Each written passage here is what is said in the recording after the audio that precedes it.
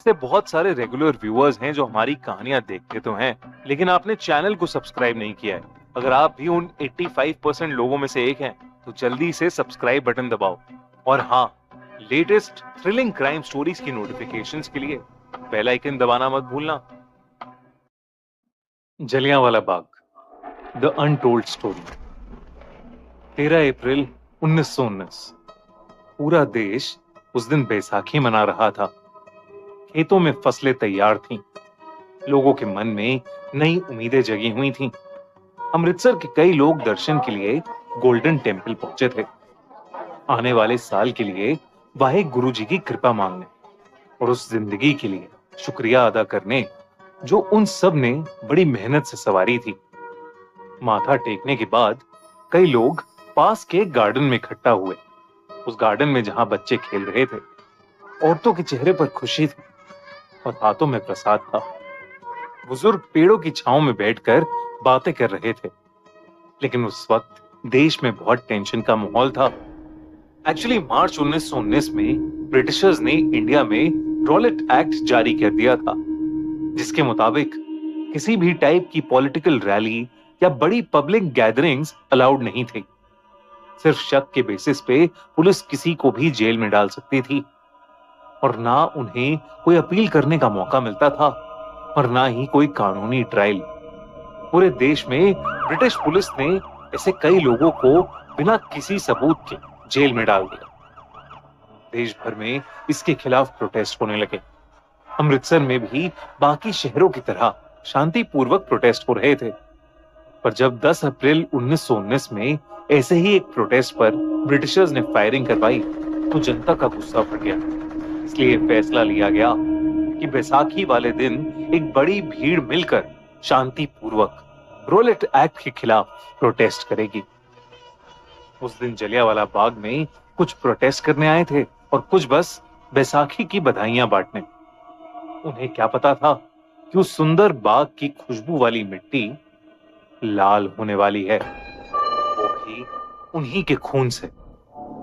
शाम बस ढल रही थी जब एकदम से ब्रिटिश आर्मी जनरल डायर अपने सिपाहियों के साथ जलियांवाला बाग पहुंचा। डायर और उसके सिपाही बाग के अंदर घुसे और भीड़ के सामने एक लाइन में खड़े हो गए। बाग से बाहर जाने का रास्ता सिर्फ 2 पतली गलियां, और वो भी उन सिपाहियों ने ब्लॉक कर दी थी। लोगों को समझ ही नहीं आ रहा था कि अचानक से ये क्या हो रहा है। ना कोई आवाज हुई और ना कोई वार्निंग दी गई। डायर ने बस एक हाथ उठाया और कहा, फायर! और उसके सिपाहियों ने गोलियां चलानी शुरू कर दी। उन सिपाहियों ने कोई फर्क नहीं किया कि सामने औरत है या बच्चा, जवान है या बूढ़ा। कोई पेड़ के पीछे छुप गया, कोई दीवार से चिपक गया, कोई अपने बच्चों को बाहों में लेकर जमीन पर गिर गया। पर मौत उन सब तक पहुंचे बिना रुकी नहीं। कई लोग गोलियों से बचने के लिए बाग के कुएं में कूद गए। पल भर में जलियांवाला बाग एक लाशों का ढेर बन गया। इस हादसे का जख्म सिर्फ अमृतसर तक सीमित नहीं रहा, बल्कि इसने पूरे हिंदुस्तान की रूह को छन्नी कर दिया था। पर इस खून से भरी मिट्टी में एक ऐसी दहाड़ थी जिसे अंग्रेज चाह कर भी अनसुना नहीं कर पाए। अंग्रेजों की वाइसरॉय के काउंसिल के इकलौते Indian member C Sankaran Nair ने जब जलियांवाला बाग की खबर सुनी तो उनका खून खौल गया। शंकरन ने मद्रास लॉ कॉलेज से लॉ की पढ़ाई की थी और 1880 के दौरान मद्रास हाई कोर्ट में वकालत से अपने करियर की शुरुआत की थी।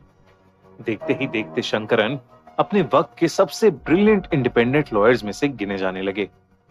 वो जेंडर इक्वालिटी, कास्ट डिस्क्रिमिनेशन जैसे जरूरी मुद्दों को लेकर हमेशा अपनी आवाज उठाते थे। इसी कारण वो मद्रास हाई कोर्ट के जज भी बने और इंडियन नेशनल कांग्रेस के प्रेसिडेंट भी। उनकी आवाज इतनी बुलंद थी कि ब्रिटिशर्स को भी कई बार उनकी बात माननी पड़ती थी। इसी के चलते 1915 में उन्हें वाइस रॉयज काउंसिल में अपॉइंट किया गया। लेकिन फिर आई 1919 की वो काली खूनी शाम।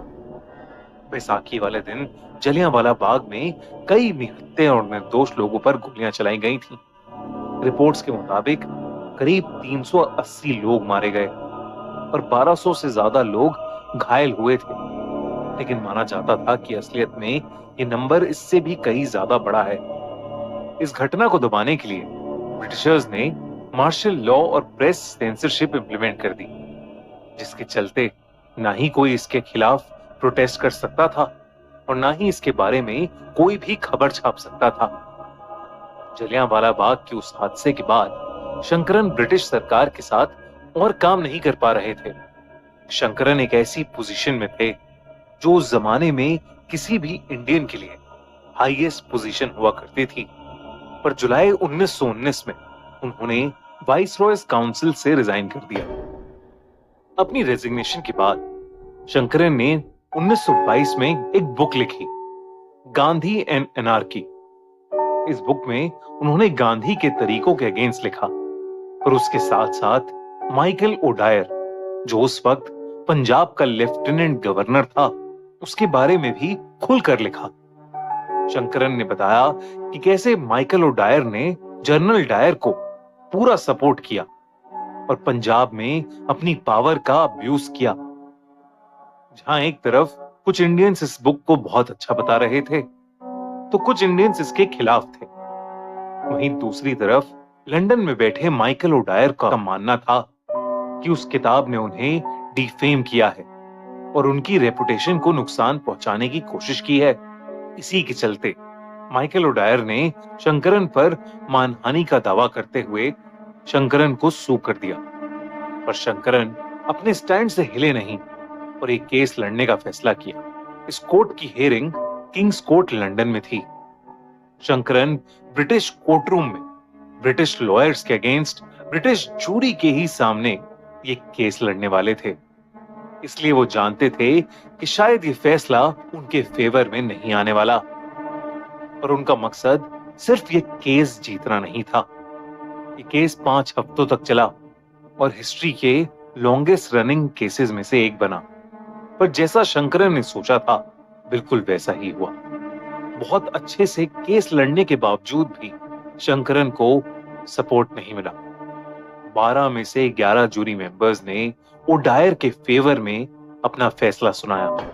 शंकरन के मुताबिक कि सच्चाई की जूरी का डिसीजन यूनानिमस नहीं था, यह भी एक जीत थी। शंकरन इस केस के जरिए पूरी दुनिया को जलियांवाला बाग और ब्रिटिशर्स के टॉर्चर और बेरहमी के बारे में बताना चाहते थे। और जब दुनिया भर में इस केस के बारे में बात फैली, तो उनका मकसद पूरा हुआ।